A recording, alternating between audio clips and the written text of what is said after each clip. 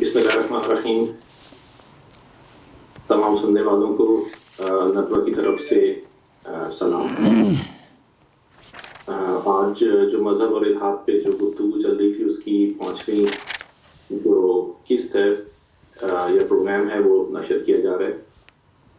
اور آج مفتی صاحب تشریف رکھتے ہیں. تو مفتی صاحب آج کا جو پروگرام ہے اس میں انشاءاللہ 2 سوالات ہیں جو کہ آئے ہیں. اگر اس سے شروع ہے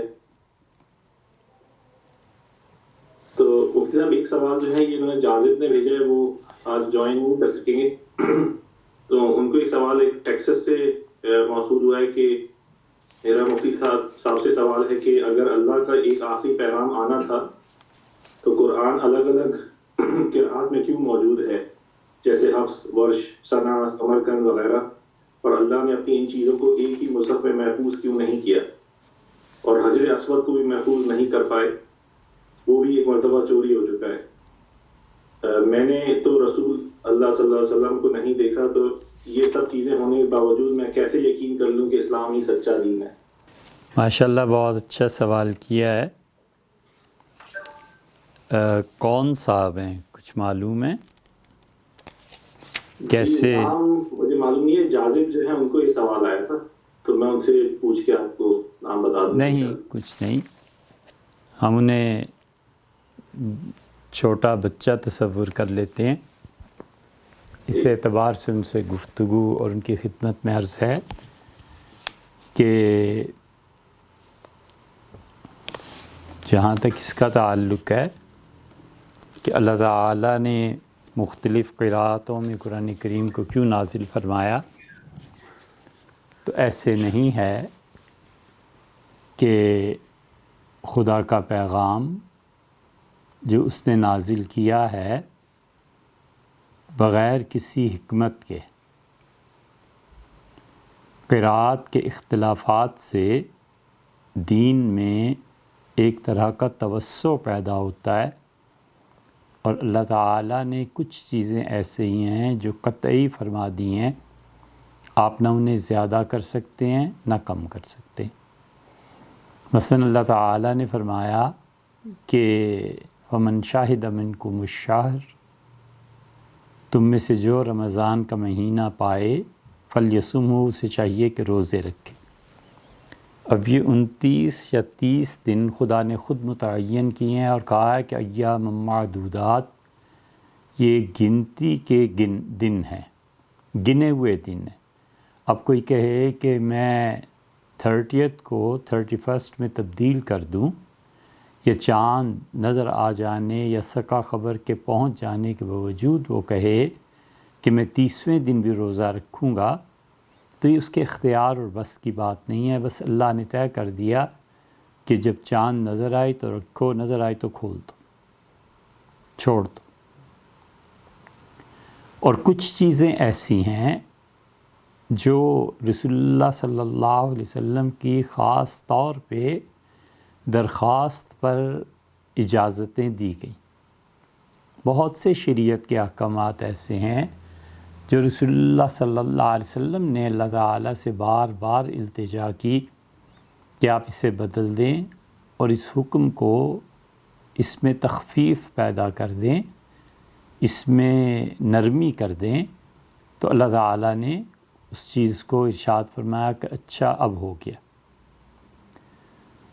مثلاً آپ حدیث کے ذخیرے میں غواصی کریں تو آپ کو یہ روایت غالباً مسلم میں ہے کہ جہاں بھی بہت اتھینٹک روایت ہے کہ اسلام جب آغاز ہوا تو کوئی مرد و عورت اگر غسل اس کے لیے ضروری ہوتا تھا تو یہ لوگ 7 مرتبہ نہاتے تھے. 7 مرتبہ اپنے جسم پہ پانی بہانا، اور وہ بھی اس علاقے میں اس وقت جب کہ پانی کے ذخائر نہیں ہوا کرتے تھے. کتنا دشوار گزار تھا. تو مسلسل حضور اقدس صلی اللہ علیہ وسلم کی طرف سے التجا جاری رہی کہ آپ اسے کم کر دیں. تو فرمایا 5 کر لو.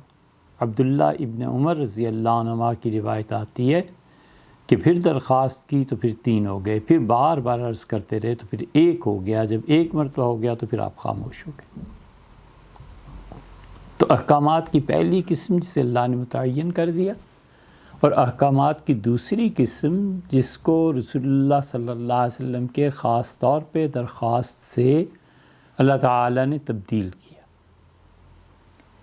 اسی کی ایک مثال یہ بھی ہے کہ عربوں کے لہجے مختلف تھے۔ آپ دیکھیں ہر ملک میں یہ ہوتا ہے کہ لہجے مختلف ہوتے ہیں۔ اگر آپ پاکستان کے لہجوں کی بات کریں تو جو اردو آپ کراچی میں دیکھتے ہیں وہ پنجاب میں نہیں ملے گی۔ پنجاب کے بہت سے الفاظ ہیں جو سندھی میں جا کے تبدیل ہو جاتے ہیں۔ ہمارے ہاں جو پنجابی میں لام بولا جاتا ہے وہاں جا کر وہ واو رے میں تبدیل ہو جاتا ہے۔ مثلا یہاں پر سول بولتے ہیں پنجابی کے لوگ، سول کا مطلب ہے درد، تکلیف، اور سندھی میں یہی لفظ آپ لے لیں تو سور بولتے ہیں، وہاں وہ تکلیف اور درد کے معنی میں اسے لیتے ہیں۔ اسی طرح عربوں میں لے لیں، اردو دان لوگوں میں لے لیں تو ارے، اڑے، رے اور اڑے میں فرق پڑ گیا نا۔ دلی اور لکھنؤ کی زبان میں اب بھی بنیادی اختلافات پائے جاتے ہیں۔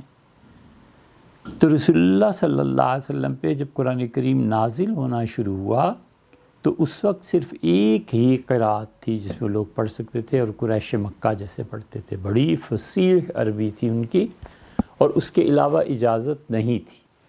بنو حذیل نے رسول اللہ صلی اللہ علیہ وسلم سے بار بار درخواست کی کہ یہ جو لہجہ ہے اور یہ جو الفاظ ہیں ہماری زبان پر نہیں چڑھتے۔ اگر اللہ تعالیٰ نے آپ کو توفیق عنایت فرمائی ہو تو اور آپ حرمین شریفین حاضر ہوئے ہوں تو وہاں آپ دیکھیں یہ ترک بعض قبائل جو ہیں، آپ ان کے ساتھ کھڑے ہو کے نماز پڑھیں تو وہ کہتے ہیں اللہ اکبر۔ اب اللہ اکبر کیا ہے بھئی؟ اللہ اکبر، اللہ اکبر، اکبر کوئی لفظ نہیں ہے، لیکن اس کے باوجود انہیں اجازت ہے۔ تو کوشش کریں کہ صحیح بولیں، لیکن ایک آدمی نہیں بول سکتا تو اس کے کیا معنی ہے کہ اس کو بندگی سے محروم کر دیا جائے۔ اسی طرح بنو حذیل بہت بڑا قبیلہ، حضرت عبداللہ ابن مسعود رضی اللہ عنہ اسی قبیلے سے تھے۔ تو ان حذیلیوں کو ان کی زبان پہ بعض لفظ نہیں چڑھتے تھے، تو رسول اللہ صلی اللہ علیہ وسلم نے درخواست کی کہ پروردگار ان ایسے لوگوں کے لیے سہل فرما دے۔ اللہ تعالیٰ نے دوسری قرأت کی اجازت دے دی کہ اچھا اس لفظ کو ایسے نہیں ایسے پڑھنا، یہ بھی ٹھیک ہے۔ پھر تیسری کی اجازت دے دی، پھر چوتھی کی، حتیٰ کہ اب امت میں جو 7 یا 10 قرأتیں باقی ہیں یہ سب کی سب متواتر رسول اللہ صلی اللہ علیہ وسلم سے ہم تک پہنچی۔ اور مسلم ہی کی روایت میں آتا ہے کہ حضرت ابی بن کعب رضی اللہ عنہ نماز میں قرآن کریم کی تلاوت کر رہے تھے، اور ابی رضی اللہ عنہ کے متعلق حضور صلی اللہ علیہ وسلم نے ایک طویل روایت میں مختلف لوگوں کی خصوصیات گنوائی ہیں، اور یہ کہا ہے کہ یہ چیز ہے جس سے میں راضی ہوں، یہ چیز ہے جو اچھی ہے، یہ چیز فلاں میں یہ ہوں، فلاں۔ مثلا یمن والوں نے کہا کہ ہمیں آپ دین کی تبلیغ کے لیے کوئی آدمی بھی دے دیں، تو حضور صلی اللہ علیہ وسلم نے عبیدہ بن جراح رضی اللہ عنہ تشریف فرما تھے، خدمت میں حاضر تھے، آپ نے ان کا ہاتھ پکڑا اور آپ نے فرمایا اس کو لے جاؤ، امین و حاضر الامہ، میری امت میں سب سے زیادہ ایماندار شخص یہ ہے۔ ابن مسعود رضی اللہ عنہ آئے تو فرمایا ابن مسعود میں اپنی امت کے لیے ہر اس چیز پہ خوش ہوں جس پہ تم خوش ہو۔ حضرت معاذ رضی اللہ عنہ کی باری آئی تو آپ نے فرمایا کہ حرام اور حلال کا سب سے زیادہ علم اللہ نے اسے دیا۔ یہ مختلف لوگ آتے رہے۔ ابی بن کعب رضی اللہ عنہ آئے تو فرمایا اقرأ امتی، میری امت میں سب سے اچھا قرأت کرنے والا یہ ابی ہے۔ اس منصب کے باوجود، اس سے بھی بڑی بات آپ سے عرض کریں، بہت مختصر خلاصہ بیان کر کے ایک طویل حدیث کا یہ ہے کہ ابی رضی اللہ عنہ حضور صلی اللہ علیہ وسلم تشریف فرماتے اور آپ نے فرمایا ابی اللہ نے تمہیں سلام بھیجا۔ ابی رضی اللہ عنہ فرط جذبات سے خدا کی محبت میں رو پڑے اور کہا کہ اسمیہ، اللہ نے میرا نام لیا؟ تو فرمایا جبریل مجھے یہی کہہ رہے ہیں، یہ بیٹھے ہیں جبریل اور کہہ رہے ہیں کہ اللہ نے کہا ہے کہ ابی کا نام لے کے کہا کہ ابی کو میرا سلام پہنچائیں، اور آپ ابی سے سورہ لم یکن الذین کفروا من اہل الکتاب سنیں، کیونکہ ابی ایک جگہ پر کچھ معمولی سی چیز ہے، اس کو زیادہ اچھی طرح پڑھنا چاہیے۔ تو رسول اللہ صلی اللہ علیہ وسلم ابی مجھے سناؤ، یہ اللہ کا حکم ہے۔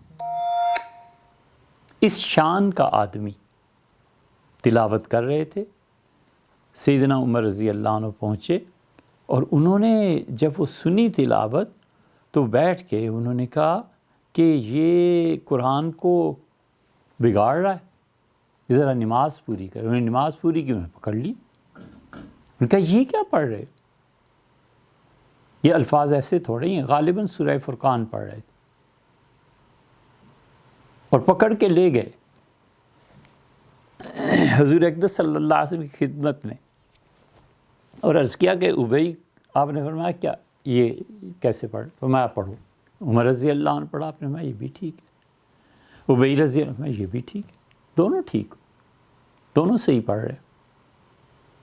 تو یہ اتنی قرأتیں جو رکھی گئیں، عربوں کے لیے قرآن پڑھنا آسان ہو گیا۔ اگر یہ نہ کرتے تو آپ خود سوچئے کہ سارے عرب قبائل ایک ہی لہجے میں پڑھتے، ممکن نہیں تھا۔ تیسری قسم وہ ہے جو آپ نے ارشاد فرمائی کہ اللہ تعالیٰ نے مختلف کیوں کیا ہے؟ مختلف قرأتوں کو اس لیے بھی مختلف کیا ہے کہ ایک قرأت سے کوئی اور حکم ثابت ہوتا ہے، ایک قرأت سے کوئی اور حکم ثابت ہوتا ہے، تو ان کے پاس بھی دلائل ہیں اور ان کے پاس بھی دلائل ہیں۔ ہم یہ بحث نہیں کر رہے اور نہ اس میں جا رہے ہیں کہ اہل تشیع جیسے پڑھتے ہیں اور اہل سنہ جیسے پڑھتے ہیں، اس پر ساری تفصیلات عرض کریں، لیکن آپ ایک لفظ دیکھیں قرآن کریم میں، فَاغْسِلُوا وُجُوهَكُمْ وَأَيْدِيَكُمْ إِلَى الْمَرَافِقِ وَامْسَحُوا بِرُؤُوسِكُمْ وَأَرْجُلَكُمْ إِلَى الْكَعْبَيْنِ۔ ارجلکم، اپنے پاؤں کو دھو، پاؤں کا دھونا آ گیا نا۔ ایک قرأت ایسی ہے کہ ارجلکم، جو آپ نے فرمایا نا، یہ جو قرأت پڑھتے ہیں ارجلکم اہل تشیع، وہ کہتے ہیں کہ اس کا مطلب یہ ہے کہ مسح کرو اپنے سر پر اور مسح کرو اپنے پاؤں پر۔ اگر اہل تشیع میں باقی چیزیں درست ہوں تو قرأت کے اس اختلاف کا اگر کوئی فائدہ اٹھائے گا تو ہم اس کو اتنی جلدی کافر قرار نہیں دے سکتے۔ کرخی کا مسلک، حنفیہ کا مسلک، خبر متواتر، یہ سب باتیں ہمارے ذہن میں ہیں، اس کے سننے سے کوئی یہ نہ سمجھے کہ ہمیں ان مباحث کا علم نہیں ہے۔ لیکن جب قرأت مختلف ہوئی تو آپ نے دیکھا غسل کرنے کا اور مسح کرنے کا دونوں کا فرق نکل آیا۔ یہ کرے یا وہ کرے، اگر باقی حالات درست ہیں تو اللہ کے ہاں اس کی پکڑ اس چیز پہ نہیں ہونی چاہیے۔ اللہ پکڑ لے یہ ایک الگ مسئلہ ہے، لیکن ہونی نہیں چاہیے، جو سمجھ میں آتا ہے بربنائے علم۔ تو قرآن کریم کو جب آپ پڑھتے ہیں تو یہ قرأت کے اختلافات جو ہیں، یہ بہت سی چیزیں ایسی ہیں جن میں گنجائش پیدا کرتے ہیں کہ کیا ہونا چاہیے، کیا نہیں ہونا چاہیے۔ نکاح کا مسئلہ ہے، بالکل اللہ تعالیٰ نے فرمایا نا والمحصنات من النساء، اور عورتوں میں سے جو نکاح کے قابل ہیں، پھر خدا نے اس کی تفصیل بیان کی ہے۔ اہل تشیع میں اور اہل سنہ میں یہاں ایک لفظ کی قرأت ہے اور اس پہ اختلاف ہے، اسی سے استدلال ہم لوگ کرتے ہیں کہ نکاح کا وہ طریقہ جو رسول اللہ صلی اللہ علیہ وسلم کے یہاں رائج تھا، وہی بس طریقہ ہے گواہوں کی موجودگی میں، اور اسی لفظ سے دوسری قرأت سے اہل تشیع اپنا مسلک ثابت کرتے ہیں، اور وہ متع کو اسی روایت اور اسی لفظ سے جائز قرار دیتے ہیں، ان کے اپنے دلائل۔ تو یہاں آپ پہنچ کے کیا کہیں گے سوائے اس کے کہ اللہ تعالیٰ نے بہت سے مقامات پر اس میں وسعت رکھی ہے۔ اگر اس کی مزید تفصیل چاہیے ہو کہ قراءتوں کا اختلاف کیوں ہے تو امام محمد رحمۃ اللہ علیہ کو پڑھنا چاہیے۔ امام محمد رحمۃ اللہ علیہ نے ان قراءتوں کے اختلاف پر مسائل کا اختلاف لکھا ہے کہ مسئلہ اس طرح پڑھیں گے تو یہ بنے گا اور اس طرح پڑھیں گے تو یہ بنے گا۔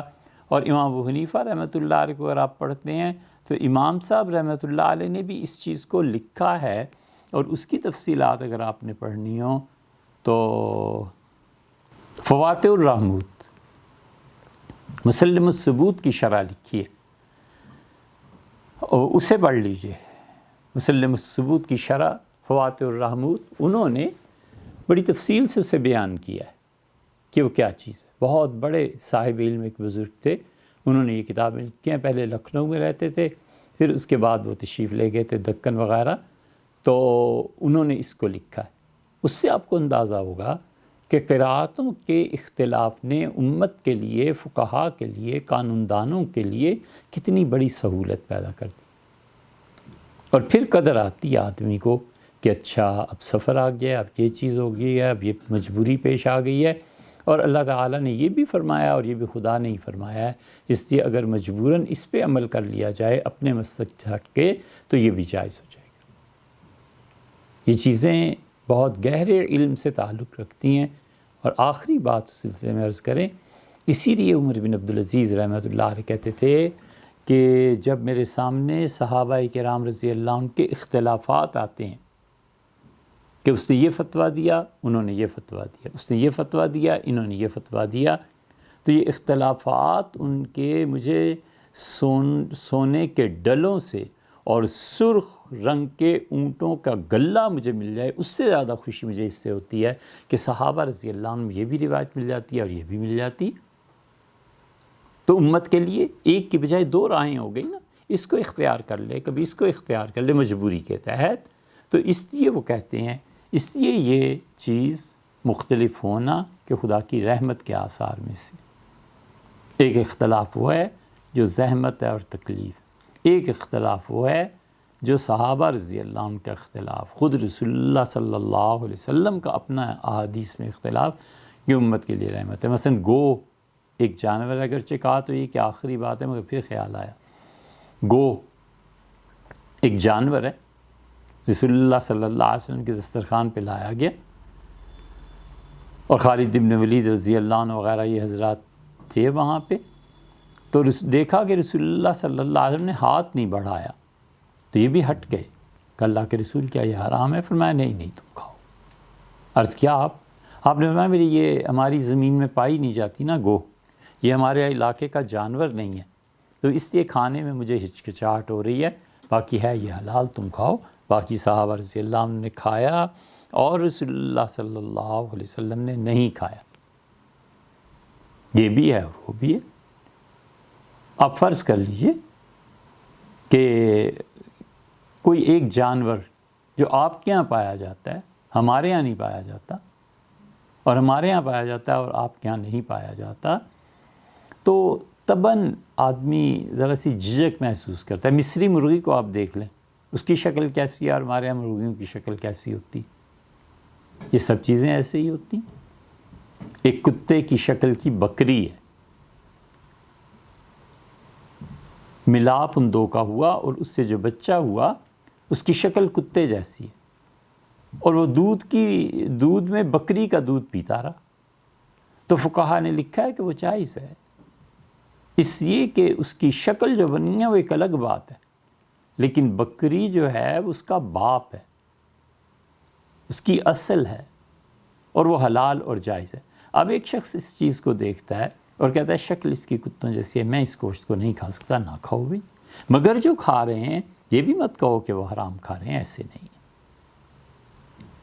تو یہ اختلاف کا صحت مندانہ رجحان ہے، یہ اختلاف خدا کی رحمت ہے۔ جہاں تک اس کا تعلق ہے کہ حجر اسود کے ساتھ کیا ہوا، تو ذمہ داری اللہ نے ان لوگوں کو دی تھی۔ جس چیز کی ذمہ داری اللہ نے لوگوں کو دی ہے کہ ان کا کام ہے کہ سنبھالیں۔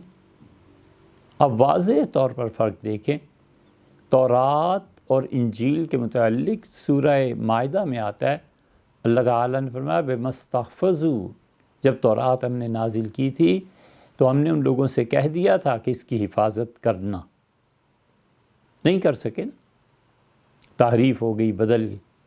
اور جب قرآن کی باری آئی تو اللہ نے کہا کہ وَإِنَّا لَهُ لَحَافِظُونَ، ہم نے اسے نازل کیا اور ہم اس کی خود حفاظت کریں گے۔ اسی کا نتیجہ ہے کہ 1500 سال میں بھی قرآن بالکل نہیں بدل سکا۔ قرأتوں کے اختلافات مٹنا تو درکنار، کوئی بات تک نہیں کر سکتا، اب تک ساری چیزیں موجود ہیں۔ اللہ نے حفاظت کی ذمہ داری لی تھی، وہ نبھی۔ عیسائیوں کی عبادت گاہ اور یہ چیزیں یہودیوں کی، اللہ نے فرمایا ان کی حفاظت کرنا۔ اور جب بیت اللہ کی باری آئی، کعبۃ اللہ کی، تو اللہ نے فرمایا جعل اللہ قیاما للناس، ہم نے دنیا میں لوگوں کے باقی رہنے کا ذریعہ، محور اور مرکز اس بیت اللہ کو بنایا، یعنی لوگ اسے نہیں تباہ کر سکیں گے، ہوتا رہے گا۔ دیواریں گر گئی نا، بیت اللہ تو نہیں مٹا، اللہ کی جو تجلیات ہیں پڑ گئیں، پھر دیواریں اٹھا لی، پھر دیواریں گر گئیں، پھر اٹھا لی، خود جان بوجھ کے توڑ دیں، پھر نیا بیت اللہ بن گیا۔ یہاں تک کہ رسول اللہ صلی اللہ علیہ وسلم نے فرمایا قرب قیامت میں تم دیکھو گے کہ ایک، فرمایا میں اسے دیکھ رہا ہوں، یہ منظر میرے سامنے، یعنی گویا دکھایا جا رہا ہے کہ ایک چھوٹے سے قد کا، بہت موٹا، اور اس کی پنڈلیاں گٹھی بھی ہوں گی، سیاہ رنگت، وہ آئے گا اور خدا کے گھر کے ٹکڑے ٹکڑے کر دے گا، یہ بھی فرمایا۔ اور دوسری روایت میں اپنی قبر مبارک کے متعلق فرمایا، ستون کے متعلق فرمایا، یہ جو ستون ہے نا، اس ستون کے وہ ستون اب رسول اللہ صلی اللہ علیہ وسلم کے گرد جو 4 دیواری پھیری گئی ہے اس میں وہ شامل ہے۔ رسول اللہ صلی اللہ علیہ وسلم نے فرمایا یہاں سب گھاس اگائے گا، درندے آ جائیں گے مدینہ منورہ میں، اور اس ستون کے پاس کتے پیشاب کریں گے، سب اجڑ جائے گا، اس کے بعد قیامت آ جائے گی۔ تو اللہ تعالیٰ نے حجر اسود کی کوئی ذمہ داری نہیں لے لی، اس لیے مسلمان اس کے بغیر کرتے رہے، یہ ان کی نااہلی تھی، کیوں حفاظت نہیں کی؟ وجہ اس کی یہ تھی کہ اس وقت سلطنت بغداد اتنی زیادہ مؤثر نہیں رہی تھی، جتنے زیادہ جن لوگوں نے اس کو اٹھا کر لے گئے تھے، یہ جو کچھ بھی کیا تھا اور توڑ دیا تھا، ان کے عقائد پھیل چکے تھے، جگہ جگہ ان کے ماننے والے موجود تھے، اور پھر آخر انہوں نے بیت اللہ پر قبضہ بھی کر لیا، اور خلافت بغداد اس کی حفاظت نہیں کر سکی۔ یہ انسانوں کے اپنے فعل ہیں۔ اور پھر انہوں نے یمین الدولہ سلطان محمود غزنوی کو لکھا کہ ہماری جان چھڑائیں، تو سلطان محمود غزنوی جو تھے وہ یہ پڑھ کے وہ آندھی کی طرح اٹھے اور افغانستان غزنی سے ملتان پہنچے، اور ملتان میں اس گمراہ فرقے کو جو قتل عام ہوا ہے اور جو لڑائیاں ہوئی ہیں، تو انہوں نے ہمیشہ کے لیے ان کی کمر توڑ کر رکھ دی۔ یہ سلطان محمود غزنوی کا احسان ہے جو ہمیشہ اس امت پر رہے گا کہ انہوں نے یہاں پر ضرب لگائی، اور جب وسائل اور ذرائع یہ چیزیں ختم ہوئیں، اس کے بعد 13 سال کے بعد جا کر یہ حجر اسود واپس آیا۔ تو یہ انسانوں کی ذمہ داری۔ رہ گئی ایک باریک بات جو بٹوین دا لائنز سمجھ میں آتی ہے، جو کچھ آپ فرما رہے ہیں۔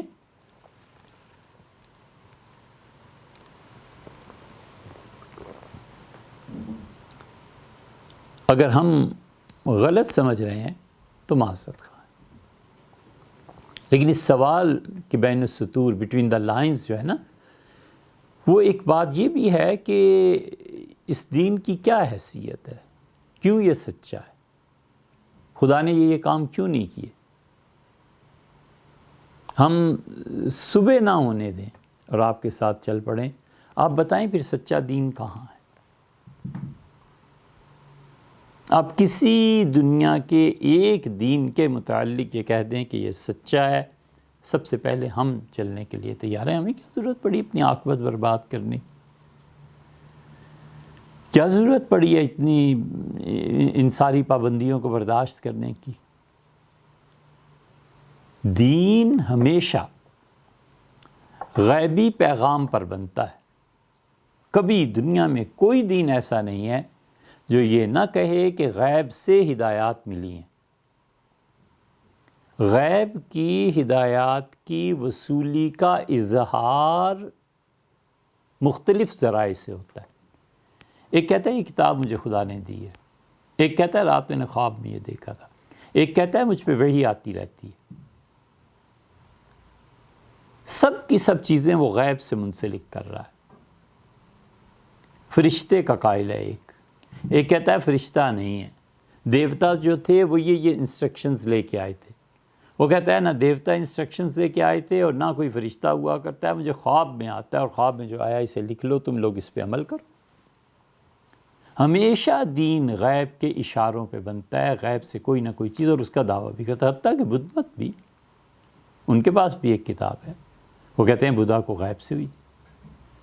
یہ جتنے مذاہب غیب سے چیزیں ملنے کا اقرار کرتے ہیں اور سب کرتے ہیں، بات یہ ہے ان میں سے کس کے پاس وہ غیب کا پیغام محفوظ ہے؟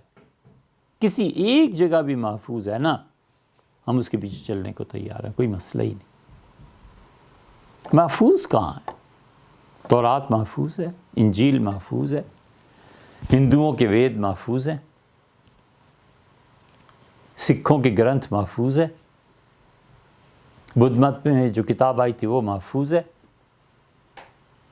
وہ جو وحی الہی تھی، جو غیب کا اشارہ تھا، جو کچھ اس نے خواب میں دیکھا تھا، جو کچھ فرشتوں نے آ کے اسے بتایا تھا، جس جگہ پر وہ محفوظ ہے نا، اللہ کا دین وہ ہے، بس ہم اس کے پیچھے چلیں گے، اور قرآن کے علاوہ کچھ نہیں.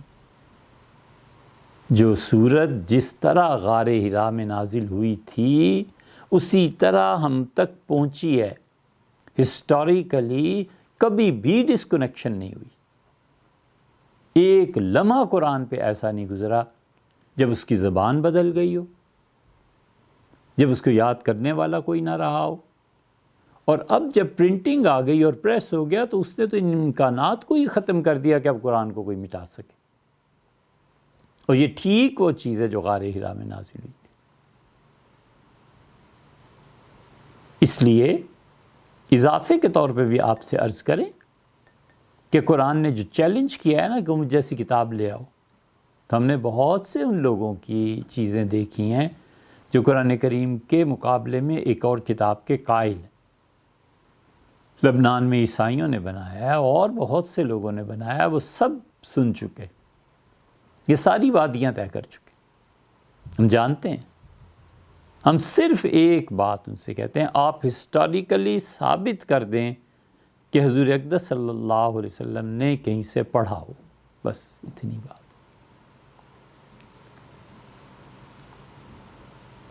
تعلیم کہیں حاصل کی ہو. تورات میں حضرت موسیٰ علیہ السلام کے متعلق آتا ہے، اللہ تعالیٰ نے قرآن میں بھی فرمایا، اللہ نے کہا وَلَمَّا بَلَغَ شُدَّهُ، اور موسیٰ جب جوان ہوا اور پوری طاقت کو پہنچا، بھرپور جوانی اس پہ آئی، آتَيْنَاهُ عِلْمًا، ہم نے اسے علم دیا تھا. تورات میں آتا ہے کہ فرعون نے دیکھا کہ اس کا یہ بیٹا جوان ہو گیا اور طاقتور ہو گیا اور بہت اچھی اس کی صحت ہے، تو اس نے مختلف اساتذہ کو بلا کر موسیٰ کو تعلیم دلوائی. حضور اقدس صلی اللہ علیہ وسلم کو کہیں سے تعلیم دنیا میں کسی استاد نے نہیں دی. آپ اس کو توڑ دیں، ہماری اس دعوے کو توڑ دیں. اور اس کے مقابلے میں 40 سال تک ایک بچہ کہیں دنیا میں آپ بتائیں جس نے 40 سال تک کسی سے کچھ نہیں پڑھا اور یک بیک اگلے دن اٹھ کے وہ اتنی فصیح زبان میں عربی میں گفتگو کرنے لگتا ہے. کوئی بچہ 40 سال تک نہ پڑھا ہو اور 41ویں سال وہ اٹھے اور غالب کے جیسے شعر کہنا شروع کر دے. انگلش کسی سے نہ پڑھی ہو اور شیکسپیئر کی کتابوں جیسی کتابیں لکھتے. اس نے کہیں سے معاشیات کو نہ پڑھا ہو اور وہ معاشی نظریات جو قرآن نے دی ہیں وہ ایسے معاشی نظریات دینے لگے۔ صرف یہی بات تو نہیں ہے کہ عربی کے مقابلے میں عربی لکھنی ہے، اس کے بہت سے پہلو، اس کو تو ثابت کرے۔ اس لیے یہ جو بنیادی طور پر تصور ہے، اور اسی وجہ سے ہم مسلمان ہیں، ہمارے پاس کوئی دلیل نہیں ہے مسلمان رہنے کی۔ یہ دلیل تھوڑی ہے کہ میرے ابا مسلمان تھے تو اس کے ابا ہندو تھے، فلانے کے ابا عیسائی تھے، پھر کیا کرنا ہے؟ یہ ایسی دلیل ہے جس کو دنیا میں کوئی نہیں توڑ سکتا کہ وہی جس حال میں نازل ہوئی تھی اب تک محفوظ ہے، اور اس کے مقابلے میں غیب سے کوئی اشارہ ملا اور اب تک محفوظ ہو اپنی اصل حالت میں، کہیں بھی نہیں۔ قرآن کی زبان محفوظ ہے، پرانی زبانیں مٹ گئیں۔ قرآن کی زیر اور زبر اور جسے آپ اختلاف قراءت کا نام دیتے ہیں، وہ جیسے رسول اللہ صلی اللہ علیہ وسلم کے عہد مبارک میں تھی اب تک ویسے ہی محفوظ ہے۔ ایک لمحہ قرآن پہ ایسا نہیں آیا جب دنیا سے وہ مٹ گیا۔ لوگوں کے حافظے نے اسے سنبھالا تھا، لوگوں کے قلم نے اسے سنبھالا تھا، اسے یاد کرتے تھے، اور اب جب پرنٹنگ آ گئی تو اس کا تو امکان ہی ختم ہو گیا کہ قرآن کبھی دنیا سے مٹ جائے گا۔ ہم اس وجہ سے مسلمان ہیں، میں اس وجہ سے مسلمان ہوں، مجھے پتہ ہے کہ خدا کا آخری پیغام یہی ہے، اور اسی لیے اللہ نے کہا ان الدین عند اللہ الاسلام، لوگوں دین اللہ کے نزدیک اسلام ہے۔ اور اللہ نے اسی لیے چیلنج بھی کیا اور بتایا بھی ہے، کہا ہے کہ وَمَن يَبْتَغِ غَيْرَ الْإِسْلَامَ دِينًا، اور کوئی شخص اس اسلام کے علاوہ کوئی دین لے کے میرے پاس قیامت میں آئے گا فَلَن يُقْبَلَ مِنْهُ، ہم اسے قبول نہیں کریں گے، وہ بالکل قبول نہیں کیا جائے گا۔ اس سے بڑی دلیل اور اتھارٹی کیا ہے؟ ایک یہ کہ وہی محفوظ، اور ایک یہ کہ وہ بچہ 40 سال تک کہیں نہ پڑھے اور اگلے دن اٹھ کے وہ اتنی فصیح و بلیغ عربی میں پوری ایک چیز لکھوا دے۔ یہ کر لیں ثابت اس کو کہ 40 سال کسی کو نہ پڑھائیں اور 41ویں دن وہ اٹھے اور غالب جیسے خطوط لکھنا شروع کر دیں۔ تو یہ وجہ ہے کہ حجر اسود ہم لوگوں کی ذمہ داری تھی، اس امت کی، جو بھی تاریخی اسباب ہوں۔ آج بیت اللہ کو والعیاذ باللہ کوئی توڑ دے پھر بن جائے گا، لیکن اس کا دنیا ہی سے مٹ جانا وہ قرب قیامت میں ہوگا، اس سے پہلے نہیں ہو سکتا۔ ارشاد۔ جی مفتی صاحب، کافی تفصیل تھے ماشاءاللہ جواب آپ نے ریکارڈ کروایا، تو مفتی صاحب آج کا پروگرام انشاءاللہ پھر شروع کریں گے۔ دوسرا سوال کیا ہے؟ جی مفتی صاحب، دوسرا سوال جو ہے وہ آپ سے ذکر کیا تھا کہ ایک صاحب نے سوال یہ پوچھا ہے کہ جو جتنی بھی چیزیں قرآن کے اندر جو انبیاء کے واقعات جو لکھے گئے ہیں ان کی تاریخ میں جو محفوظ ہیں وہ صرف مذہبی کتابیں جو ہیں ان کے اندر محفوظ ہیں، کسی تاریخی کتاب پہ یہ چیز نہیں پائی جاتی، اور ان کا اصرار یہ ہے کہ آپ کو دوسری جو ہسٹری کی دوسری چیزیں آپ کو جو ہیں وہ آپ کو مل جائیں گی، لیکن مثال کے طور پہ حضرت سلیمان علیہ السلام کے جو واقعات ہیں جس میں ان کا جو کنٹرول جنات کے اوپر، ہواؤں کے اوپر، پرندوں کے ساتھ بولی، پھر جو واقعہ جو ہدہد کے ساتھ جو ان کی گفتگو ہوئی، تو یہ ساری چیزیں جو ہیں یہ صرف آپ کو مذہبی کتابوں کے اندر جو ہیں یہ موجود ہیں، یہ کسی تاریخی کتاب میں موجود نہیں ہے۔ تو اس پہ جو ایمان لانا جو ہے یہ صرف یہ بلیف ہے، یہ تاریخ سے ثابت نہیں ہے۔ تو ایک چیز ہے جو کہ آپ آبزرو کرتے ہیں، جیسے یہ جو حضرت سلیمان علیہ السلام کا جو واقعات ہیں وہ تو دنیا کے اندر پیش آئے، کچھ چیزیں جو آپ سے غیب میں ہیں جیسے فرشتوں پہ ایمان لانا یا پھر قیامت پہ ایمان لانا، جو چیز آپ نے نہیں دیکھی وہ بھی بلیف کا حصہ ہے، لیکن یہ بھی ایک بلیف کا حصہ ہے کہ جو ہسٹری کے جو واقعات جو قرآن نے بیان کیے ہیں یا پھر تورات میں یا انجیل کے اندر موجود ہیں وہ صرف انہی مذہبی کتب کے اندر ہیں، کہیں ہسٹری سے یہ چیز ثابت نہیں ہے کہ کہیں پہ لکھا گیا ہو کہ یہ سارے واقعات جو ہیں یہ ایکچولی یہ پیش آئے ہیں. تو اس کے اوپر ہمارا ایمان صرف اس وجہ سے کیونکہ ہم اس دینی کتاب کو مانتے ہیں، یہ تاریخ سے ثابت نہیں ہے. جی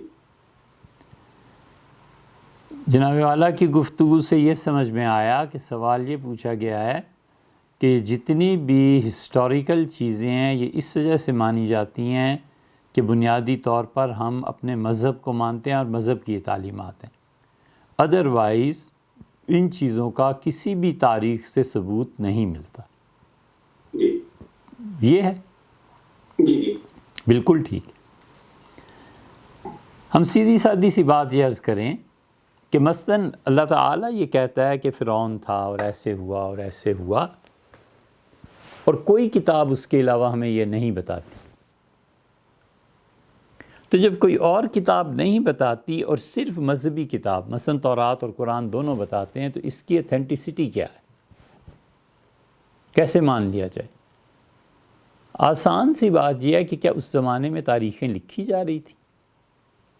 آپ اس زمانے کی جو زبان بولتے تھے اس زمانے کی کوئی تاریخ کی کتاب لے آئیں تاکہ ہم پڑھیں اور دیکھیں، اور آپ بھی پڑھ کے دیکھ لیں کہ اس میں یہ چیزیں ہیں یا نہیں.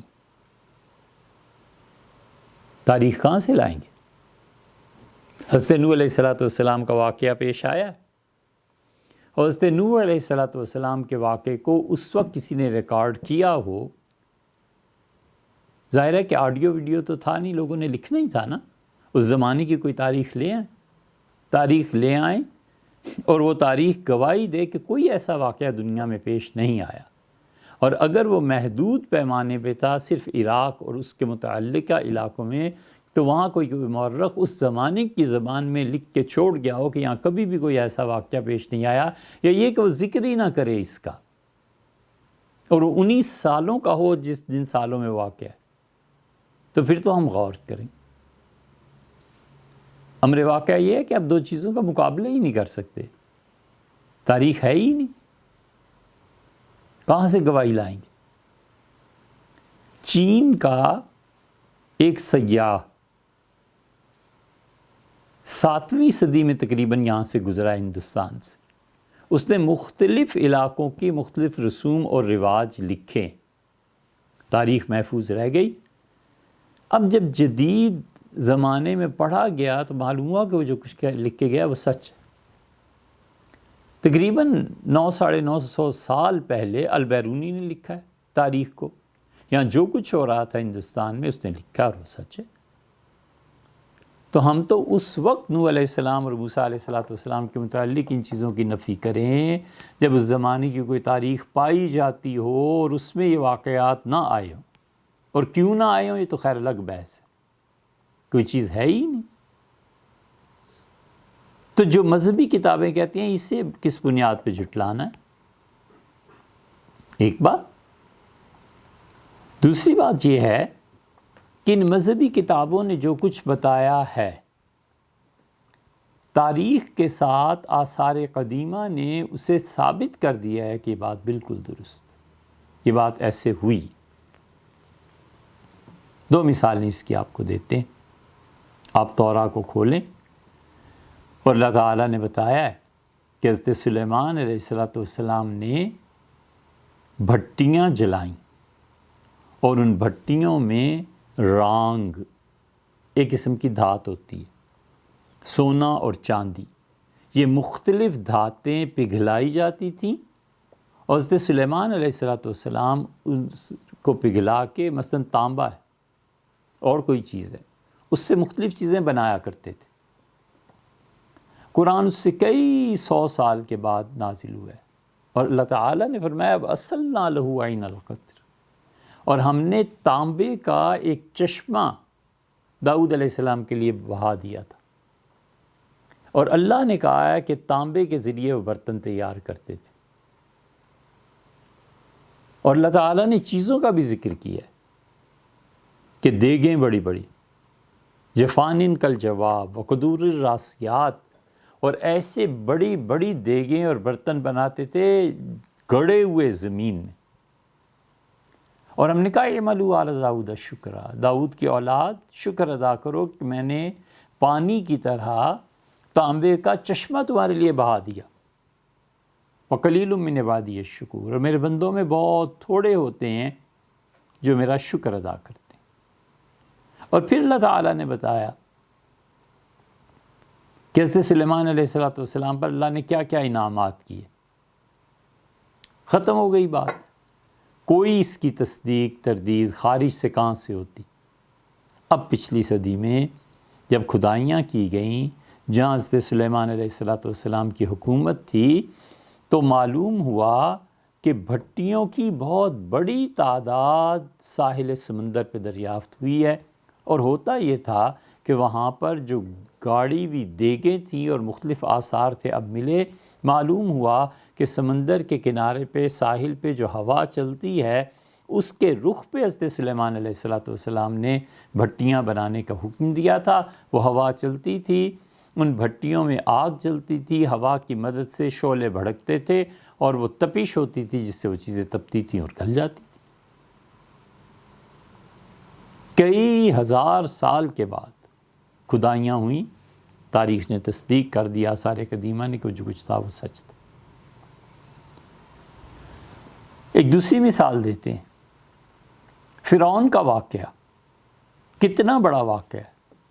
اس واقعے کو ختم کرنے کے لیے، اس شرمندگی کو مٹانے کے لیے فرعون کے بیٹے نے مصر، بحیرہ کلزم اور جہاں آج یہ علاقے ہیں، ہر طرف بڑے بڑے پتھر کندہ کروا کے بھجوائے کہ میرے والد نے یہ کیا، میرے والد نے یہ کیا، میرے والد نے یہ سب علاقے بتایا۔ یہ سب جھوٹ، قرآن نے اس کی تردید کر دی، اور قرآن نے فرعون کے متعلق کہا کہ ہم نے اسے غرق کر دیا۔ سوال یہ اٹھا کہ جب فرعون غرق ہو گیا اور بقول تورات کے اس کے ساتھ 6 لاکھ فوجی تھے، اور آگے یہ جا رہے تھے بنی اسرائیل والے، اور روایات میں آتا ہے کہ قرآن میں نہیں آیا، یہ روایات میں آتا ہے کہ ان کی کوئی تقریب تھی، فنکشن تھا کوئی، تو یہ اپنے آقاؤں سے، فرعونیوں کی عورتوں سے زیورات مانگ کے لے گئی تھی، ان کی عورتیں۔ اور جب طوفان میں غرقابی ہوئی ہے تو جو سونا ان لوگوں نے پہنا ہوا تھا، ان کے فوجیوں نے، وہ سارا بھی انہی کے ساتھ ڈوبا۔ اور ہم نے اس پہ پورا پروگرام ریکارڈ کروایا ہے کہ اب موجودہ دور میں ایک آدمی نے تحقیق کی اور اس نے سوچا، اور یہ بالکل ٹھیک چیز ہے، اس نے کہا اتنی چیزیں جو سمندر میں ڈوب گئی تھی وہ کہاں گئیں؟ جب سمندر کے اس کنارے کا اس حصے کی اس نے تحقیق کی تو معلوم ہوا اب تک سمندر کی تہہ میں وہ سونا پڑا۔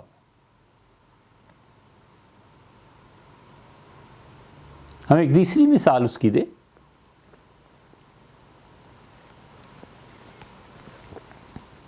کون سی تاریخ میں لکھا ہے کہ فرعون کا بدن محفوظ رہا؟ کوئی نہیں جانتا تھا،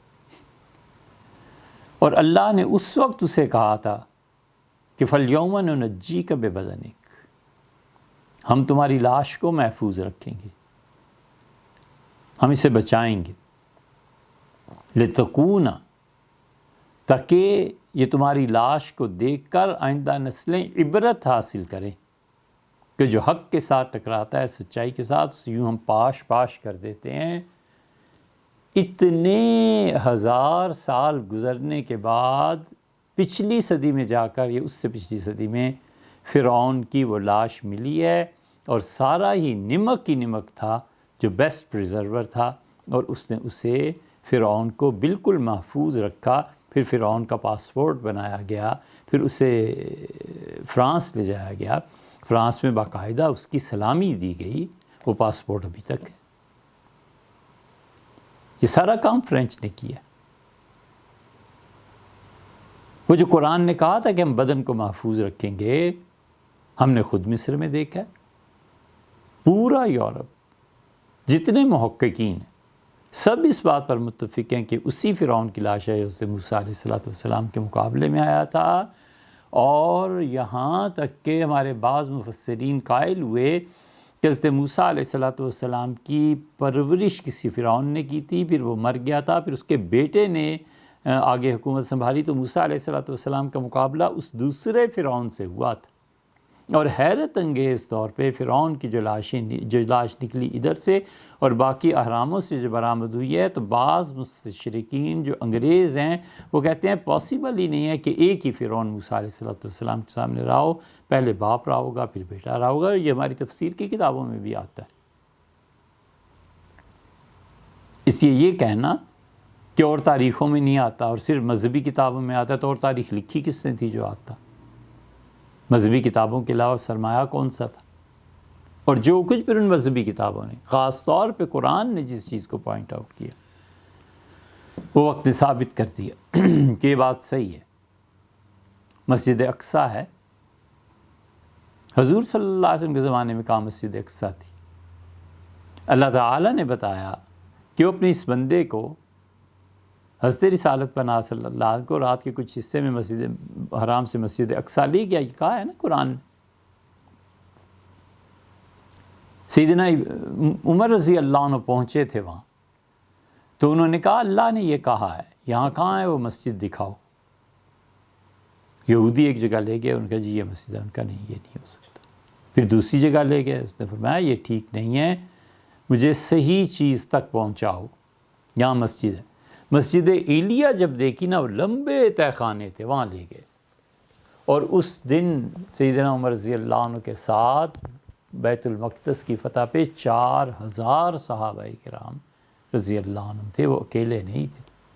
سیدنا عمر رضی اللہ عنہ جب دیکھا تو وہ فرط مسرت سے کھل اٹھے، بہت خوش ہوئے، ان کا ہاں یہ ہے وہ چیز جو مجھے رسول اللہ صلی اللہ علیہ وسلم بتائی تھی کہ اس مسجد میں بڑے ستون ہیں اور ایسی ہے اور ایسی۔ انہوں نے کہا یہ ہے وہ مسجد ایلیا نے جو بنائی تھی علیہ السلام۔ ایلیا کون تھے؟ خدا کے کیسے پیغمبر تھے؟ لے آئیں تاریخ اس زمانے کی تاکہ پتہ چلے کون تھے، کس نے تاریخ لکھی، بجائے اس کے کہ قرآن کی روشنی میں تاریخ کو دیکھا جائے کہ قرآن جو کچھ کہتا ہے وہ اصل ہے اور تاریخ بعد میں لکھی گئی ہے۔ الٹا کر دیں، یعنی تاریخ کو اصل بنا لیں اور اس کی روشنی میں قرآنی حقائق کو جانچیں، تو یہ ذرا سا محل نظر۔ اب فرمائیے، سوال کا جواب ہے یا کچھ رہ گیا اس میں؟ نہیں، جناب مکمل ہو گیا۔ اب فرمائیے۔ جی مفتی صاحب، بس یہ 2 سوالات تھے، اس پہ کافی تفصیل سے گفتگو ہو گئی۔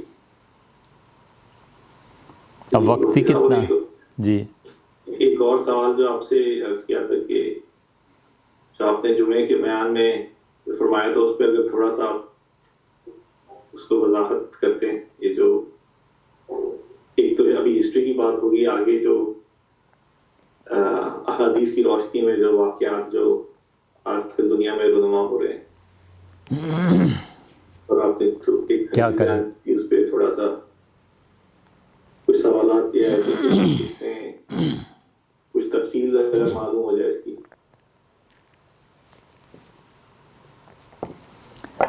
ان چیزوں کے ڈانڈے جا کے مل جاتے ہیں سیاسی امور سے، اور اس میں بھیا ہم پڑھنا نہیں چاہتے۔ اور ایک سوال دریافت فرمایا گیا تھا کہ دبئی نے جو اسرائیل کو تسلیم کیا ہے، اس پہ ہم نے جو کچھ جملہ بولا تھا کہ دبئی کے اسرائیل کو تسلیم کرنے کے بعد ہمیں پورا یقین ہو گیا ہے کہ اب یہ تباہی مچے گی یہاں۔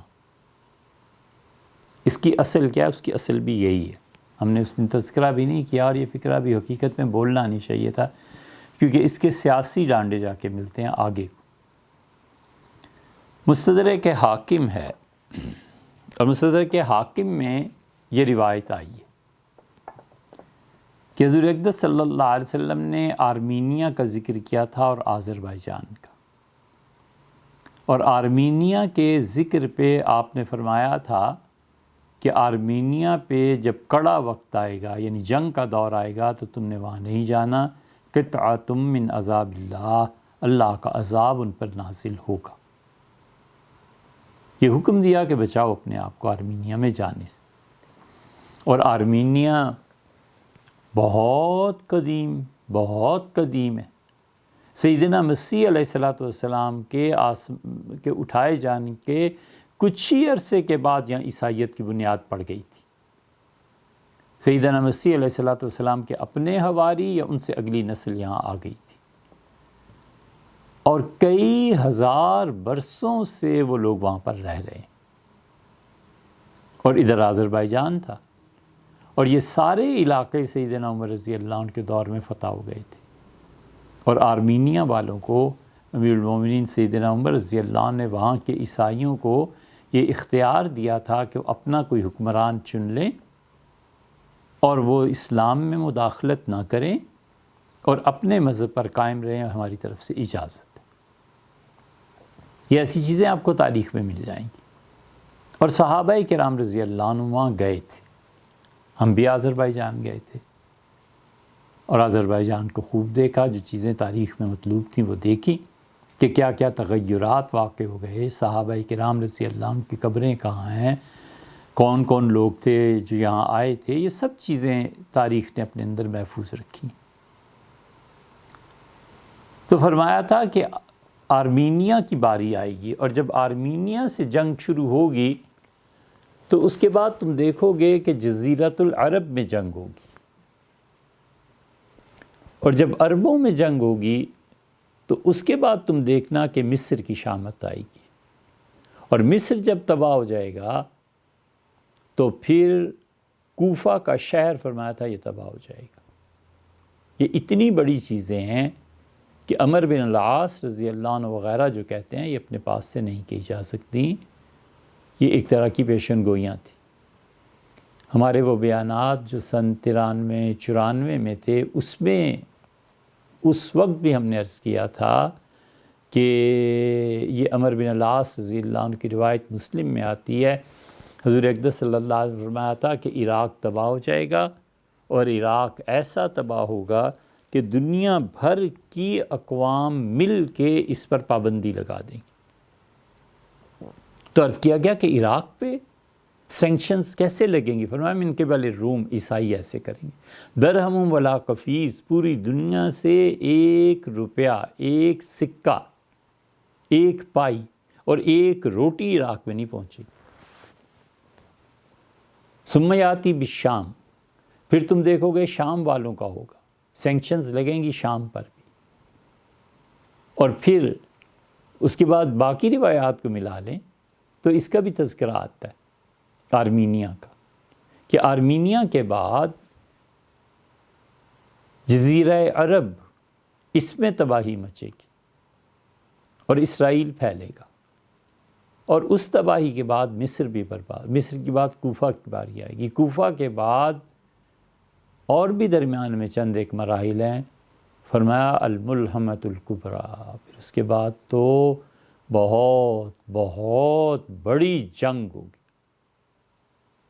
ملحمہ، لحم عربی میں کہتے ہیں نا گوشت کو، ملحمہ کا مطلب یہ ہے کہ گوشت کے ٹکڑے اڑیں گے، ملحمہ کا مطلب یہ ہے کہ گوشت انسانوں کا پاش پاش کر دیا جائے گا، بربادی پھیل جائے گی۔ یہ وہ لفظ ہے جو حضرت سعد بن معاذ رضی اللہ عنہ نے استعمال فرمایا تھا۔ سعد بن عبادہ نے جب وہ مکہ مکرمہ کی فتح کے لیے آئے تھے تو یہ سارے لشکر کو رسول اللہ صلی اللہ علیہ وسلم تقسیم کر دیا تھا، اور سعد بن معاذ جب گزرے ہیں اپنا لشکر، اپنا قبیلہ اور اپنا علم اور جھنڈا یہ لے کے فوج کا دستہ، تو انہوں نے کہا کہ آج کا دن ہے جس دن گوشت چیتھڑے کر دیا جائے گا، اور ہم کافروں کو مطلب یہ کہ ٹکڑے ٹکڑے کر دیں گے آج۔ تو حضور صلی اللہ علیہ وسلم کو ابو سفیان نے کہا کہ آپ سن رہے ہیں یہ سعد کیا کہہ رہا ہے؟ تو رسول اللہ صلی اللہ علیہ وسلم نے سعد کے بیٹے قیس کو بلایا اور پگڑی ان کے سر پہ رکھی اور فرمایا قیس تم جاؤ، اور فرمایا الیوم یوم المرحمہ، آج کے دن لوگوں کو دیکھیں گے کہ میں کیسے ان کے ساتھ مہربانی کرتا ہوں، میں کیسے رحمت کا سلوک کرتا ہوں۔ آج گوشت کاٹنے کا دن نہیں ہے، آج کا دن تو رحم کرنے کا دن، اور رحمت للعالمین کی جو شان تھی رسول اللہ صلی اللہ علیہ وسلم کی نمایاں طور پر واضح ہوئی۔ پورا مکہ اس کی عورتیں ان کی باندیاں تھیں، اور پورے مکے کے لوگ ان کے غلام تھے، اور لوگ اپنی قسمتوں کے فیصلوں کے لیے کھڑے تھے۔ اور رسول اللہ صلی اللہ علیہ وسلم اندر تشریف لے گئے تھے بیت اللہ کے، کچھ رکعتیں پڑھنے کے بعد جب آئے تو لوگ کانپ رہے تھے کہ اب قتل عام کا حکم ہوگا اور ہم سب مارے جائیں گے، اور کھڑے ہوئے اور فرمایا کہ تم میرے متعلق کیا سمجھتے ہو، آج میں نے کیا کرنا ہے؟ اور پھر فرمایا میں وہ کہتا ہوں جو یوسف علیہ السلام کے بھائی آئے تھے اور انہوں نے کہا تھا کہ لا تثریب علیکم اليوم، آج کے دن کوئی بدلہ نہیں لینا، اور پھر فرمایا وانتم الطلقاء، تم سب آزاد ہو۔ یہ شرف حضور اقدس صلی اللہ علیہ وسلم کا تھا، اور ایک مرتبہ تاریخ نے پھر اسے دہرایا تھا، ہسٹری نے ریپیٹ کیا تھا۔ ایک مرتبہ کوفہ والوں کے ہاں یہ ہو گیا تھا، امام ابو حنیفہ رحمۃ اللہ فرمایا تھا کہ انتم الطلقاء، کوفہ والو، اگر قانون کی زبان میں ہم بولیں تو یہ کہ تم میرے غلام ہو سارا شہر، فرمایا تھا انتم الطلقاء، تم سب آزاد ہو۔ یہ شرف انہیں ملا تھا، امام ابو حنیفہ رحمۃ اللہ علیہ۔ تو یہ جو ملحمۃ الکبریٰ ہے نا، یہ تباہی پھیلے گی، اور اتنا گوشت، اتنے انسان مریں گے کہ اس کے شمار نہیں کیا جا سکتا۔ ایسے موقعوں پہ اس کی ہولناکیاں سوچ کے ہم یہی کہتے ہیں وزارت فتنۃ قوم، اللہ اگر تو کسی قوم کو جب آزمائش میں ڈال دے فقط بِإِذْنِهِ إِلَيْكَ غَيْرَ مفتون، اللہ اس آزمائش میں ہمیں نہ ڈال، اس سے پہلے ہی ہمارا اپنے ساتھ معاملہ کر۔ پھر ترکی کی باری آئی، اور پھر اسرائیل بڑھے گا اور خیبر تک پہنچے گا، جہاں اب تک ان کے قلعے محفوظ ہیں۔ ان وہابیوں کو صحابہ کرام رضی اللہ عنہ کی قبریں تو یاد آ گئیں کہ انہیں اکھیڑنا ہے اور ان کو گرانا ہے اور یہ کرنا ہے، سارے قبے توڑ دیے۔ وہ یہودیت کی ساری چیزیں ابھی تک بھی باقی ہیں، وہاں کوئی اصل دین تھا، وہ کیا تھا؟ تو گریٹر اسرائیل بنے گا پھر۔ اس لیے جو کوتاہیاں ہیں نا، اس کی سزا ملے گی اور یہ بھگتنا پڑے گا سب کچھ۔ اس لیے آذربائیجان اور یہ جو لڑ رہے ہیں آپس میں، منع فرمایا کہ آرمینیا نہیں جانا، اور آذربائیجان میں اکثریت شیعہ آبادی کی ہے، اور اب ترک وہاں لڑ رہے ہیں، اور انڈیا کا کہنا یہ ہے کہ پاکستان بھی لڑ رہے ہیں۔ یہ تو خیر سیاسی بحث ہے، ہمیں اس سے غرض بھی نہیں ہے۔ تو یہ سارا کچھ ہو رہا ہے۔ ہمیں اس میں البتہ ایک بات آپ سے ضرور کہنی ہے کہ جو ہم نے عرض کیا تھا نا کہ دبئی نے جب تسلیم کیا ہے تو اب تو اس کے بعد یہودیت کے غلبے کے امکانات اور بڑھ گئے ہیں۔ یہ دبئی کیا اور قطر کیا اور شام کیا اور مصر کیا، کچھ نہیں رہنا، یہ سب اڑ جائیں گے اور یہودیت بنے گی۔ ہم اپنے فیلڈ کے متعلق یہ کہہ سکتے ہیں، ہم نے اسی لیے بار بار یہ عرض کیا تھا، عراق پہ حملہ نہیں ہوا تھا، اس زمانے کی کیسٹ سن لیں، ہم دوستوں سے کہتے رہے کہ یار عراق پہ حملہ ہو جائے گا اور عراق کی حفاظت جو کرنے والے کریں نہ کریں، ہمیں اس سے بحث نہیں، لیکن عراق میں جو کتابیں اور جو قدیم مسلمانوں کی چیزیں اسے محفوظ کرنا چاہیے۔ ظاہر ہے کہ کوئی تعاون ہوا نہیں اور ہمارے پاس اسباب اور وسائل اتنے کہاں۔ پھر شام کے ساتھ ہی ہوا مکتبۃ الاسدیہ، شام کا وہ مکتبہ، وہ لائبریری جو سینکڑوں سال سے بنتی چلی آئی ہے، اس جیسی لائبریری عالم اسلام میں کم تھی، سب تباہی اور بربادی پھر۔ ہم اسی لیے پچھلی مرتبہ بھی عرض کر رہے تھے کہ اب دبئی میں جمعہ ماجد نے یہ بیڑا اٹھایا ہے، اور انہوں نے دنیا کے مختلف علاقوں سے مختلف کتابیں مختلف شعبوں میں انہوں نے جمع کرنی کئی سال سے شروع کی بھی۔ لیکن مسئلہ یہ ہے کہ آپ جائیں تو کتاب ملے گی، نہیں تو کچھ نہیں۔ ہم اسی وجہ سے کہتے ہیں، ہم نے اس وقت کہا تھا کہ ہمیں ہر مہینے $25,000 اس پوری امت سے مطلوب ہیں، لوگ یہ کام کریں اور اپنے زکوٰۃ کے پیسے دیں۔ یار ہم یہ نہیں کہتے کہ اصل مال، ہم کہتے ہیں اپنی زکوٰۃ سے $25,000 دے دیں اور 1 سال تک بس یہ سلسلہ کریں۔ ہم چاہتے ہیں کہ دبئی میں مصر میں فی الحال جو کتابیں ہیں نا، ان کتابوں کو جمع کر کے ان کے 8-10 نسخے فوٹو کاپی مختلف شیپ سی ڈی وغیرہ وغیرہ کر کے یو ایس بھجوائیں، انگلینڈ بھجوائیں، فرانس بھجوائیں، نیشنل لائبریری ہے ان کی پاکستان میں، ہندوستان میں مختلف جگہوں پر یہ کتابیں پھیل جانی چاہیے۔ ایسے ایسے نسخے ہیں جو صرف ایک نسخہ دنیا میں باقی رہ گیا، وہ مٹ گیا تو علم مٹ گیا۔ ہم کیوں اتنے غافل؟ ہم کیوں اپنا کام نہیں کرتے؟ سیاست کے علاوہ بھی دنیا میں کوئی کام ہے یا نہیں ہے؟ ہمیں سے ہر آدمی کو اپنا کام کرنا چاہیے۔ اللہ کا شکر ہے ہمارا تعلیم سے تعلق ایسے ہی نسبت جو بھی ہے جتنا بھی ہے، لیکن ہم اپنے شعبے کو بھی نہ بچائیں۔ کیوں نہ بچائیں؟ ہم کہتے ہیں ہم اپنے شعبے کو بچائیں۔ طب کی جو کتابیں ہیں انہیں محفوظ کر لیں، کینسر پہ جو کتابیں کی گئی ہیں انہیں محفوظ کر لیں، گولی سینا نے جو کچھ لکھا ہے ہم اسے محفوظ کر لیں۔ ہم ڈاؤن لوڈ کر رہے ہیں انٹرنیٹ سے، کئی ایک چیزیں ہمیں ضرورت پیش آتی ہے، اب چھپی ہوئی نہیں ہے، آج کیا کریں؟ آج ہی ہم ایک نسخہ دیکھ رہے تھے، ہم امریکہ ایک مرتبہ سفر میں تھے، تو شاہ عبدالحق صاحب محدث دہلوی رحمۃ اللہ علیہ کی اولاد میں ایک صاحب سے تھے، ان کے ساتھ ظہر کی نماز پڑھی تھی مسجد میں اور ان سے ملاقات ہوئی تھی، تو انہوں نے بتایا تھا وہ شاہ عبدالحق صاحب رحمۃ اللہ علیہ کے اولاد میں سے۔ شاہ عبدالحق صاحب رحمۃ اللہ علیہ نے جزریہ قرات کی ایک کتاب ہے، اس کی شرح لکھی تھی، اس کا قلمی نسخہ آج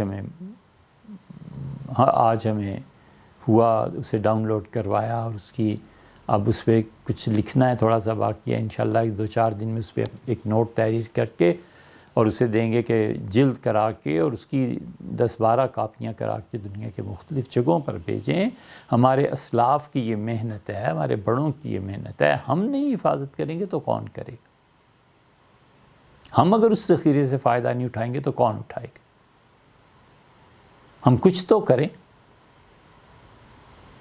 اتنی کتابیں ہیں، آپ اسد عمر سے پوچھئے گا، تحریک انصاف والے، یہ ریکارڈ ہو رہا ہے سب کچھ، آپ سن رہے ہیں، ہمیں کیا ضرورت ہے؟ اسد عمر تشریف لائے تو انہوں نے اپنے جہاں بھی یونیورسٹی میں پڑھے ہیں، شاید ہارورڈ میں پڑھے ہیں یا کہاں، بہرحال انہوں نے اپنی یونیورسٹی کا نام لیا، ان کا وہاں ہمارے معاشیات کے جو پروفیسر تھے اکنامکس کے، وہ تو ملتے بھی نہیں تھے کسی سے، اتنے سخت مصروف تھے، بڑا علم۔ تو ہم اسٹوڈنٹس نے ایک دن ان کو ناشتے پہ دعوت دی، انہوں نے مہربانی کی، قبول کر لی۔ تو ایک اصول انہوں نے معیشت کا، اکانومی کا بتایا تھا، باتوں باتوں میں وہ چکے میں پڑھا چکے تھے اور زبردست اصول تھا، تو اس اصول کی بحث شروع ہو گئی۔ تو اسد عمر صاحب کہنے لگے کہ انہوں نے ہم سے پوچھا کہ بچوں یہ اصول کہاں سے آیا ہے؟ ہم نے کہا جی ہمیں تو آپ نہیں پڑھایا۔ اس سے کہا تم بیٹھو میں آتا ہوں۔ لائبریری گئے اور مقدمہ ابن خلدون نکال کے لائے اور ہمیں دکھایا اور کہا یہ جو تمہارے ابن خلدون تھے نا، یہ میں نے ان سے سیکھا ہے، یہ دیکھو انہوں نے کیا لکھا۔ اسد عمر کہتے تھے ہم حیران رہ گئے کہ ہمارے یہاں کی کتابوں میں بھی ایسے، اس لیے ہم آپ سے پورے وثوق سے کہہ رہے ہیں ہم اپنی طب کی کتابوں کو جمع کریں، ہماری نیکسٹ جنریشنز میں ڈاکٹرز ہیں وہ پڑھیں، عربی پڑھیں، طب کو پڑھیں۔ کیا ہے 3-4 سال کی تو بات ہے، کوئی ایک چیز ہٹ کر جائے، کینسر میں، آنکھوں کے امراض میں، کسی چیز میں لیبارٹریز بنے، یہ سارا کام ہم لوگوں نے تو نہیں کر لینا، ہم نے تو جانا ہی ہے نا آگے، ہماری اگلی نسلیں کریں۔ کوئی تو مشن چھوڑ کے جائیں اپنے بچوں کے لیے کہ بچوں یہ کرو، اور جس دن وہ چیزیں مل گئیں، اپنے گھر کی، اپنے ملک کی سستی دوائیں، سستی جڑی بوٹیاں، جیسے انڈیا بنا رہا ہے، ہمیں کیا ہو گیا، ہم کیوں نہ بنائیں، پوری امت کے لیے بنائیں۔ اب یہ جو آگ لگے گی نا، اس میں دبئی میں جو کچھ پڑا ہوا ہے کہ ضائع ہو جائے گا۔ مصر میں ہم نے پوری بلڈنگ دیکھی، کئی ہزار کتابیں، انہوں نے کہا یہ ہم نے ساری بلڈنگ اس لیے بنائی ہے کہ یہ جو نسخے اس میں پڑے ہیں یہ اکیلا نسخہ ہے، دنیا میں اس کے بعد اس کا کوئی بدل نہیں، یہ علم ضائع ہو جائے گا۔ یہ آپ کے آباء و اجداد کی میراث ہے، اس لیے ہم پھر آپ سے درخواست کرتے ہیں آپ اس کو سوچیں، پلان بنائیں، تاکہ کہیں سے تو ہم کام کریں نا۔ حکیم سعید مرحوم نے یہ کام شروع کیا تھا. اب ان کی بیٹی ہیں سعدیہ راشد بوڑھی ہو گئیں بیچاری. ابھی ہم ایک سودا کر رہے ہیں کراچی میں. حکیم صاحب تھے ہمارے استاد بھی تھے, اور ان کی تعریف کے لیے اتنے ہی کہہ دینا کافی ہوگا شاید کہ حضرت ابوالبرکات رحمۃ اللہ علیہ کے پوتے پڑ پوتے ہیں یہ سارے. اور حکیم صاحب جو کچھ چھوڑ کے گئے ہیں اس میں ایسا نسخہ بھی ہم نے دیکھا جو بہادر شاہ ظفر آخری مغل حکمران جو تھے ان کے اس پہ دستخط ہیں, انہوں نے اس سے پڑھا ہے, اور ایک دوا کے متعلق انہوں نے لکھا ہے کہ میں نے اس کا تجربہ کیا جو بڑا کامیاب رہا. اور 12 لاکھ میں فروخت کر رہے ہیں, اگرچہ ہم نے بھی طے نہیں کیا کہ 12 لاکھ ہی ہمیں دیں گے, لیکن انہوں نے کہا کہ ہم کتب خانہ سارا آپ کے یہاں منتقل کر رہے ہیں اور آپ سے یہ ڈیمانڈ ہے, آپ کراچی والے کام کریں, ڈائریکٹ انہیں پیسے بھیج دیں. 8 حصے انہوں نے کیے ہیں 1.5 لاکھ کے. ان کا 1.5 لاکھ ہم سب بہن بھائیوں کا والدہ سمیت حصہ بنتا ہے. یہ سب چیزیں اس لیے کہہ رہے ہیں کہ وقت میں جھوٹ بہت شامل ہو گیا ہے, بہت جھوٹ بولنے لگے ہیں لوگ. ڈائریکٹ کرو یار, کراچی میں پیسے پے کر دو, کتابیں بھیج دو. ہم محنت کریں, ایک ایک کتاب پر نوٹس لکھیں, اسے بنائیں اور اس کے 8-8 10-10 نسخے دنیا کے مختلف علاقوں میں بھیج دیں. آذربائیجان برباد ہو جائے گا. کتابیں روس میں اتنی کتابیں پڑھی ہیں, اتنی مسلمانوں کی کتابیں پڑھی ہیں. روس کے گلی محلوں میں مسلمانوں کی لائبریریز تھیں. ہم اسپین گئے تھے, مسلمانوں کی وہ کتابیں جو وہاں پر پڑھی ہوئی ہیں. اسپین میں قرآن کریم کی ایک تفسیر ہے بیزاوی فلسفی تھا نا, بڑی مشکل چیز لکھی ہے. اس ایک بیزاوی تفسیر کے 120 نسخے اس کی شرح کے پڑھے ہوئے. وہ جو طب کی کتابیں اسپین میں پڑھی ہوئی ہیں, کیا کہنے, ترکی میں پڑھی ہوئی ہیں. آپ یقین مانیں جتنا مسلمانوں نے کتاب و سنت پہ لکھا ہے نا, حدیث اور تفسیر پہ, اس کے قریب طب پہ لکھا ہے. ہمیں ڈر لگتا ہے اگر نام کہیں کہ طب پہ مسلمانوں نے اس سے زیادہ لکھا. حکیم ہیں, نسخے ہیں, اس کے اجزاء ہیں, اس کے تجربات ہیں, اس کے شواہد ہیں. برس جسم پہ سفید داغ پڑ جاتے ہیں, اس کے 20 یوں یہ کرو یہ کرو یہ کرو. یہ ضروری نہیں ہے سب صحیح ہوں, بہت سی چیزیں ایسی ہیں, بہت سی. ظاہر ہے کہ ہر فن میں جھوٹ بھی تو شامل ہوتا ہے نا, لوگ مبالغہ بھی تو کرتے ہیں, ہم اس کی نفی نہیں کر رہے, لیکن ہم کہتے ہیں ہم اصل سرمایہ محفوظ کریں. جی فرمائیے خالد صاحب, ہو گیا آپ کے سوال کا جواب؟ کیا سوال تھا؟ ہم ادھر طب کی طرف چل پڑے. ہاں, وہ آرمینیا اور آذربائیجان, بہت چیزیں آئی ہیں. آپ لوگ حدیث کی کتابوں میں جہاں آتا ہے نا کتاب الفتن, آزمائشوں کے دور, اور جہاں پہ آتا ہے نا اشراط الساعہ, قیامت کے قرب کی نشانیاں, یہاں ان جنگوں کا ذکر آتا ہے. آرمینیا کا, آذربائیجان کا, ترکی کا, اور دجال کا, اور مصر کا, اور شام وغیرہ وغیرہ. ان ساری چیزوں کے تذکرے حضور اقدس صلی اللہ علیہ وسلم جو فرمائے ہیں, یہ سب آپ کو ان ابواب میں ملیں گے. اجازت دیجیے, گھنٹہ ہو گیا. یہ الہاد پہ شروع کیا تھا اور کہاں سوالات لے گئے. آئندہ سے انشاءاللہ پھر الہاد ہی پہ بات کریں. وہ ایک چیز, ایک صاحب بڑے دلچسپ سوالات بھیج رہے ہیں. آج انہوں نے ابو نواس کا ایک واقعہ بھی لکھ کے بھیجا. ان کی خدمت میں گزارش ہے کہ اگر مناسب سمجھیں اور وقت ہو تو کبھی فون پہ بات کر لیں. حضرت شاہ ولی اللہ صاحب رحمۃ اللہ کا حوالہ انہوں نے مانگا ہے. پہلی جلد کے آغاز میں ہی علم نجوم پہ جہاں انہوں نے یہ تحریر فرمایا نا کہ اس طرح پھر دنیا کی حکومتیں بھی بدلتی ہیں, یہ عبارت آپ کو پہلی جلد کے ابتدائی جو صفحات ہیں اس میں مل جائے گی. اور اس سے ہم نے جو حجت اللہ البالغہ کو پڑھایا ہے اس میں بھی ہم نے اس کی تشریح کی ہے.